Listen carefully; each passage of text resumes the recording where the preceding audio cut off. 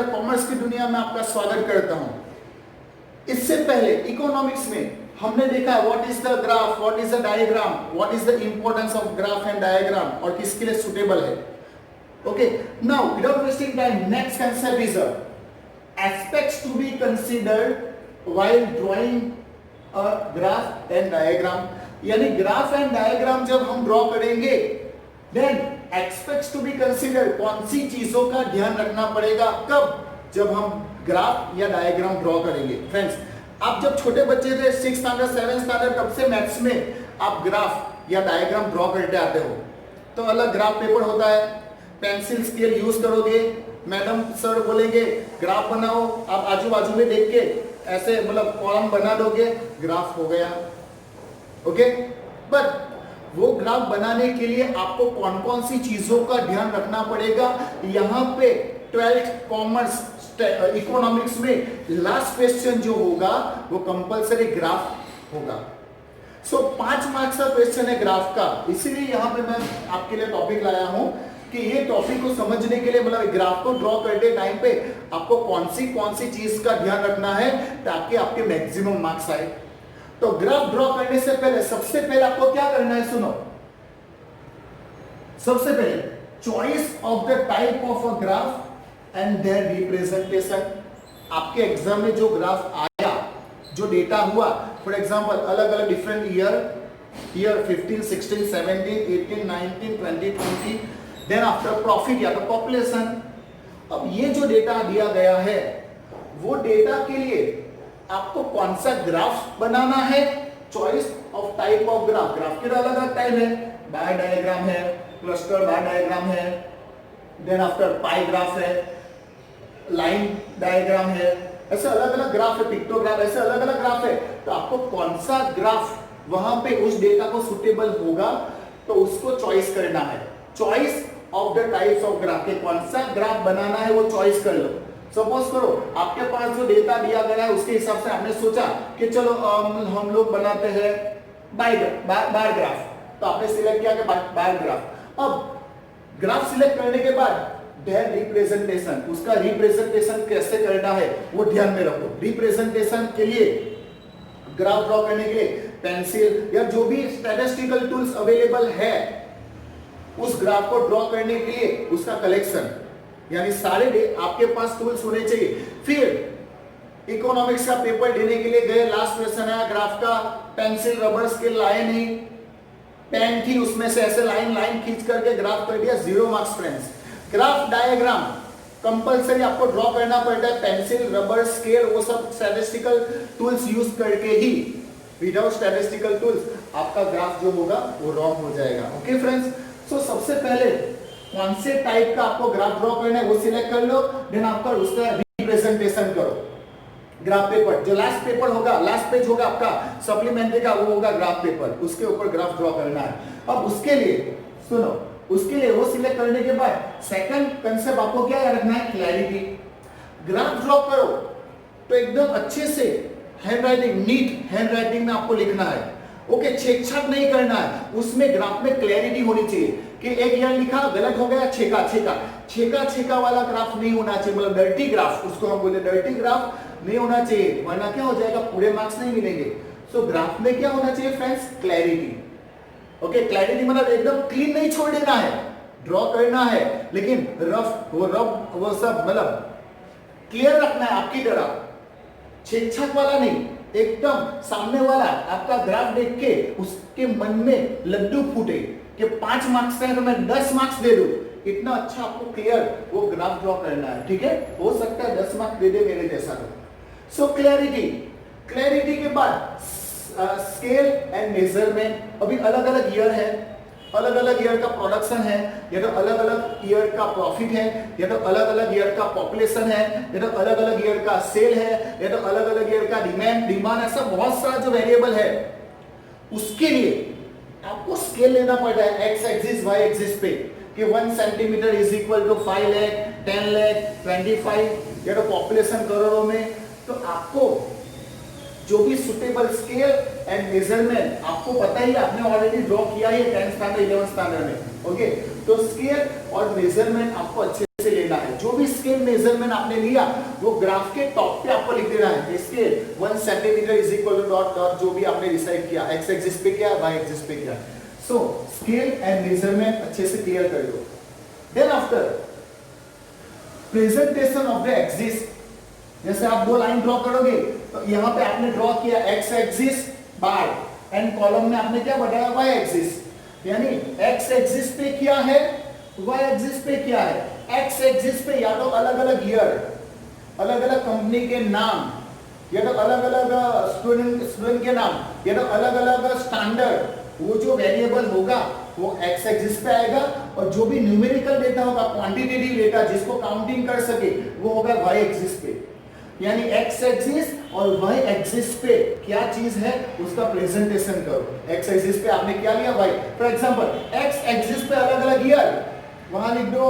Y axis पे अलग अलग ईयर का सेल, तो वहां पे सेल लिख दो, या तो प्रॉफिट हो तो प्रॉफिट लिख दो। So representation of axis. Then after data table and the sources of data. वो जो आपने ग्राफ ड्रॉ किया वो कौन से टेबल पे से, या तो उसका सोर्स कहां से है, मतलब वो जो आपका जो ग्राफ है वो कौन सी बुक में से, कौन सी मैगजीन में से, या तो उसका सोर्स कहां से, इंटरनेट पे से, या तो अलग अलग न्यूज़पेपर में से, कहां से उसका सोर्स वहां अचीव हुआ है। वो सोर्स वहां पे ग्राफ जो खत्म हुआ उसके नीचे सोर्स लिखा जाता है। For example times of India में पॉपुलेशन डिस्टर्ब किया गया तो वो टाइम्स ऑफ इंडिया का यहाँ पे लिखा जाएगा सोर्स टाइम्स ऑफ इंडिया। आपकी इकोनॉमिक्स टेक्स्ट में अलग अलग ग्राफ है, उसके नीचे उसका सोर्स भी है कि ग्राफ कहां से आया है, अलग अलग ईयर का मेल या फीमेल का जो रेशियो वो सब दिया गया है। सो data table and source of the data. Last one method of calculating the data. वो जो ग्राफ आपने बनाने के लिए जो भी कैलकुलेशन किया वो कौन सी मेथड से किया वो भी वहां पे आपको लिखना पड़ेगा। सो फ्रेंड्स बहुत इजी है, कोई भी ग्राफ डायग्राम बनाओ, सबसे पहले सिलेक्ट कर लो कौन सा ग्राफ या डायग्राम बनाना है, उसका रिप्रेजेंट कैसे करोगे पहले डिसाइड करो। डिसाइड करने के बाद ग्राफ ड्रॉ करने के लिए एकदम क्लीन होना चाहिए आपका पेपर, कुछ भी रफ नहीं करना है। क्लीन होने के बाद आपका जो डेटा है उसका स्केल और मेजरमेंट अच्छे से ले लो। स्केल मेजरमेंट लेने के बाद आपका जो प्रेजेंटेशन है अलग अलग एक्स एक्सिस पे क्या है, वाई एक्सिस पे क्या है वो डिसाइड कर लो। वो डेटा होने के बाद उसका सोर्सेस कहां से हो, देन आफ्टर उसका मेथड जो है कैलकुलेटिंग करने के लिए कौन सी मेथड आपने यूज की वो आपको यहाँ पे बताना है। आई होप ये पॉइंट आपको समझ में आया होगा। विदाउट वेस्टिंग टाइम मैं अब आगे बढ़ूंगा। बहुत बड़ा सिलेबस है फ्रेंड्स, आगे बढ़ना ही पड़ेगा, मेरे को पसीने आ गए लेकिन करना है। Types of diagram. अब डायग्राम के कैसे कैसे टाइप्स हैं, सिर्फ इंफॉर्मेशन के लिए, एग्जाम में सिर्फ इतना आता है कि क्या कौन कौन से टाइप्स होते हैं। ओके, सो इसमें टाइम वेस्ट नहीं करेंगे हम लोग। बार डायग्राम जो अलग अलग बार होते हैं, कॉलम होते हैं, बार डायग्राम। पाई डायग्राम जो सर्कल में 360 डिग्री का सर्कल बना के हम जो ग्राफ ड्रॉ करते हैं, पाई डायग्राम, वो आप ऑलरेडी सीख चुके हैं सब कुछ। सर्कल डायग्राम, एक सर्कल ड्रॉ करके इनकम है, एक्सपेंस है, फिर इलेक्ट्रिसिटी है, फूड है, वो सब का सर्कल डायग्राम में हम ड्रॉ कर सकते हैं। देन आफ्टर याद रखना पाई डायग्राम 360 डिग्री में कन्वर्ट करना है, और सर्कल का 360 डिग्री नहीं, टोटल 100% 100% के अलग अलग पार्ट बनाने हैं। एग्जाम में नहीं आता, इंफॉर्मेशन के लिए आपको बता रहा हूं। देन आफ्टर लाइन डायग्राम, अलग अलग लाइन जो होती है ना, वो आप देखते होंगे क्रिकेट, अलग अलग लाइन ड्रॉ की होती है। ओके, तो लाइन डायग्राम प्लस हॉस्पिटल में देखोगे यहाँ नली लगाई है और वहां पे ऐसा ऐसा लाइन चलता जाता है, लोग दिल हार्ट में भी ऐसे ऐसे लाइन ड्रॉ करते हैं, वो line diagram. Then after pictograph, 11th standard में ऑलरेडी सीख चुके हैं सब। पिक्चर, अलग अलग picture, production of the cotton, तो आप कॉटन बना दे, कॉटन। ओके, फिर पॉपुलेशन, तो पॉपुलेशन के लिए ऐसे मैं वो इंसान बनाता था। Okay, pictograph. और ऐसे ही स्कैटर डायग्राम, अलग अलग लाइन वाला जो स्कैटर डायग्राम आते हैं। तो डायग्राम के टोटल 6 है, बार ग्राफ, पाई diagram, circle diagram, line diagram, pictograph, scatter diagram. Okay, सिर्फ आपको ये लिस्ट याद रखना है। आगे बढ़ते हुए अब वेरी मोस्ट इंपोर्टेंट क्वेश्चन याद रखना, aspects to be considered while drawing a bar diagram. जब भी दोस्तों आपको बार डायग्राम ड्रॉ करना है, वो था ग्राफ डायग्राम के लिए क्या याद रखना है, और यहाँ पे बार डायग्राम अगर बनाओ तो क्या याद रखना है, बार डायग्राम ऑलरेडी आपको पता है, बार डायग्राम वो स्केल रबर पेंसिल यूज करके आप ग्राफ पेपर में जो ड्रॉ करते हैं वो वाला बार डायग्राम। तो जब बार डायग्राम की बात करें तो सबसे पहले मैं आपको बार डायग्राम बता दूं, ये रहा देखो, ये हुआ इकोनॉमिक्स का कंप्यूटर टेक्नोलॉजी में यूज के फॉर इजीली अंडरस्टूड, जो हमने अभी सीखा ये रहा। इजीली सामने वाले को समझाने के लिए स्टैटिस्टिकल टूल यूज करके जो भी डेटा क्रिएट करेंगे वो हुआ डायग्राम, ग्राफ। तो ये जो ग्राफ है फ्रेंड्स, उसको ड्रॉ करने के लिए, ये जो बार डायग्राम है उसको ड्रॉ करने के लिए मैंने ऐसे ड्रॉ किया, ठीक है, ताकि मैं यहाँ पॉइंट आपको बता सकूं। तो इसको ड्रॉ करने के लिए आपको कौन कौन सी चीजों का ध्यान रखना है, expect to be considered while drawing a bar diagram. Bar diagram बनाने के लिए आपको कौन कौन सी चीजें ध्यान में रखनी है। फॉर एग्जांपल, अगर आप कार ड्राइविंग सीखना चाहते हो तो कार ड्राइविंग के लिए कौन कौन सी चीजों का ध्यान रखना है, ब्रेक कब लगानी है, एक्सीलरेटर कब देना है, वो सारी चीजें, गियर कब बदलना है, वो सब ध्यान में रखना है, वरना एक्सीडेंट हो जाएगा। उसी तरह ग्राफ ड्रॉ करने के लिए भी कौन कौन सी चीजें ध्यान में रखनी है, वो है concept. Okay, expects to be considered while drawing a bar diagram. सबसे पहले इसमें इसको ड्रॉ करने के लिए क्या ध्यान में रखना है, सबसे पहले तो सुनो, all the bar should be equal width. जितने भी बार होंगे उसकी जो विड्थ, चौड़ाई जो होगी वो कैसी होनी चाहिए, शुड बी इक्वल। मतलब देखोगे यहां ये जो बार है, ये जो बार है उसकी जो विड्थ है वो सेम है। ऐसा नहीं है कि एक विड्थ बड़ा है एक विड्थ छोटा है, ऐसा नहीं। So point number first friends, इतना याद रखना, जितने भी बार है वो सारे बार की जो विड्थ है वो कैसी होनी चाहिए, इक्वल। यानी अगर एक बॉक्स में एक विड्थ का अगर आपने बार बनाया तो उसमें भी एक बॉक्स ही लेना है, एक बॉक्स ही लेना है, एक में एक बॉक्स दूसरे में 5 बॉक्स, तो रॉन्ग हो जाएगा। Okay, so all the bar should be equal width. यहां पे देखो सारे बार की जो विड्थ है वो इक्वल है। क्लियर? देन आफ्टर उसी के अंदर बताऊं तो the length of the respective bar should B proportional.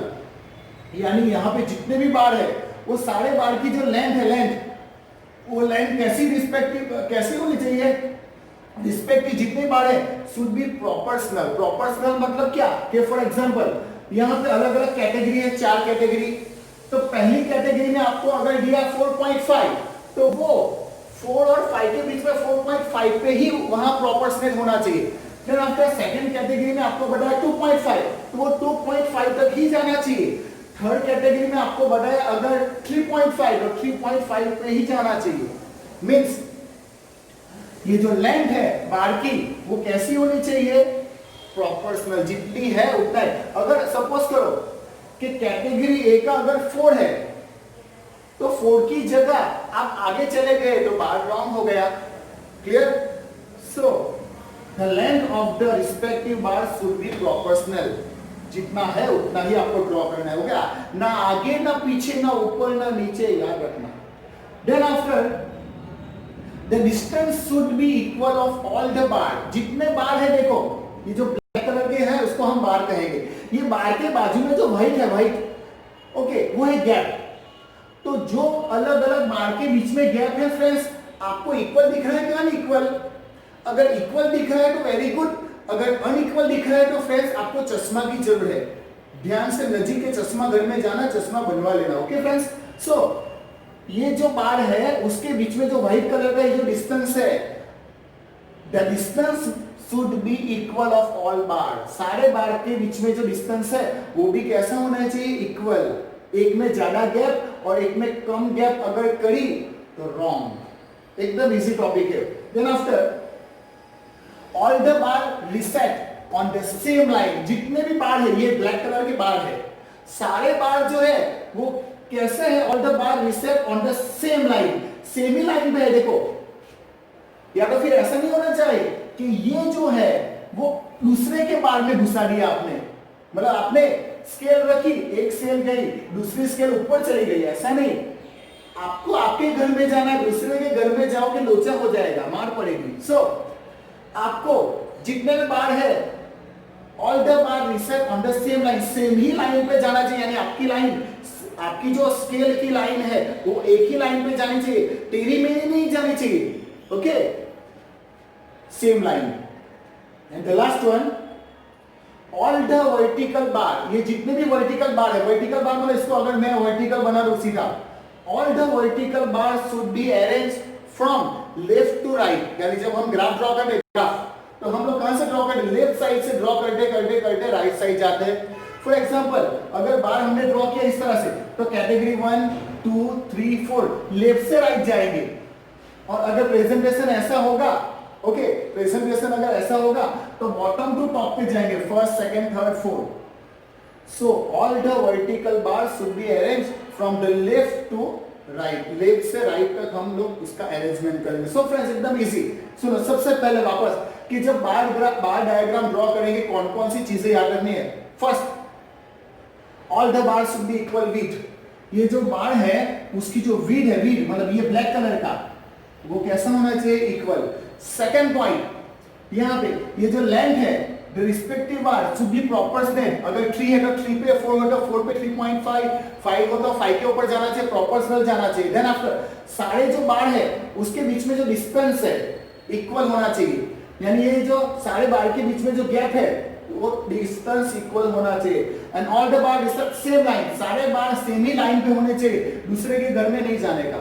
And last one, ये जो डेटा दिया गया है, all the bar vertical from the data is the left to right, left side से आपको ड्रॉ करते करते करते राइट साइड वो प्रेजेंट करना है। ओके फ्रेंड्स, आई होप ये टॉपिक जो है आपको समझ में आया होगा। Okay, and the last topic for the chapter, यहाँ आपका चैप्टर खत्म होने वाला है, लास्ट टॉपिक है इस चैप्टर का। And very most important short note आता है एग्जाम में 3 मार्क का। क्या आता है, use of computer technology in economics. ये जो इकोनॉमिक्स सब्जेक्ट है उसमें कंप्यूटर टेक्नोलॉजी का उपयोग यूज किया, आपके सामने में मैं लाइव हूं, आप देख सकते हो। यही इकोनॉमिक्स को मैं कंप्यूटर यूज करके यहां प्रेजेंट कर रहा हूं। आपको समझ में आ गया होगा कि कंप्यूटर टेक्नोलॉजी का इकोनॉमिक्स में क्या यूज है, कि इकोनॉमिक्स का जो डेटा कॉम्प्लेक्स डेटा है उसको इजीली मतलब हमें एक्सप्रेस करने के लिए हम लोग इकोनॉमिक्स का डेटा यहाँ पे इजीली हम लोग क्या करते हैं, रिप्रेजेंट कर सकते हैं। So the use of computer technology का यूज क्या है इकोनॉमिक्स में। सो फ्रेंड्स, सबसे पहले प्रेजेंटेशन। हमारा इकोनॉमिक्स एक ऐसा सब्जेक्ट है कि जिसको अगर पैराग्राफ ही दिया है तो आपका बोरिंग हो जाएगा, लेकिन अगर ग्राफ बार डायग्राम दिया होगा, ग्राफ दिया होगा तो उसको आप इजीली समझ सकते हो। तो इकोनॉमिक्स का जो कॉम्प्लेक्स डेटा है उसको इजीली समझाने के लिए कंप्यूटर टेक्नोलॉजी का उपयोग यूज है, किसमें है, इकोनॉमिक्स में। So for the presentation, economics का जो कॉम्प्लेक्स डेटा है उसको रिप्रेजेंट करने के लिए मैंने कैसे अभी रिप्रेजेंट किया, रिप्रेजेंट करने के लिए कंप्यूटर का इकोनॉमिक्स में यूज है। Second, excel worksheet. Excel worksheet मतलब क्या, फॉर एग्जांपल आपकी जो मार्कशीट है वो एक्सेल शीट में बनेगी कि अलग अलग सब्जेक्ट कितने टोटल में से कितने मार्क्स आपने अचीव किया, आपका रिजल्ट पास आया, फेल आया, क्या रिजल्ट आया, वो एक्सेल शीट। या तो फिर पॉपुलेशन, अलग अलग ईयर का पॉपुलेशन। ये जो इकोनॉमिक्स का जो डेटा है, डिमांड है, सेल है, पॉपुलेशन है, पॉवर्टी है, अनएम्प्लॉयमेंट है, उसको हम एक्सेल वर्कशीट में हम बना के ग्राफ या डायग्राम बना के सामने वाले को इजीली समझा सके, इसके लिए कंप्यूटर टेक्नोलॉजी यूज होता है, किसमें, इकोनॉमिक्स में। सो एक्सेल वर्कशीट प्लस आप कभी मार्केट में कुछ परचेस करने के लिए जाओगे या तो आपकी शॉप पे अगर सेल करते हो तो वहां पे बिल बनेगा, वो एक्सेल वर्कशीट में बनेगा। यानी किसी डेटा, कॉम्प्लेक्स डेटा को इजीली समझाने के लिए। डायग्राम्स एंड ग्राफ, वही पॉइंट है मेन कि अलग अलग कॉम्प्लेक्स डेटा जो है इकोनॉमिक्स का उसको इजीली समझाने के लिए सामने वाला पर्सन पढ़ा लिखा है, अनपढ़ है, कोई भी हो, चाहे उसको अलग अलग लैंग्वेज उसको आती हो, लेकिन एक पिक्चर के थ्रू, एक ग्राफ के थ्रू, एक डायग्राम के थ्रू उसको इजीली समझाने के लिए ये कंप्यूटर टेक्नोलॉजी जो है वो आपके पास अवेलेबल है कि सामने वाले को आप इजीली समझा सकते हो।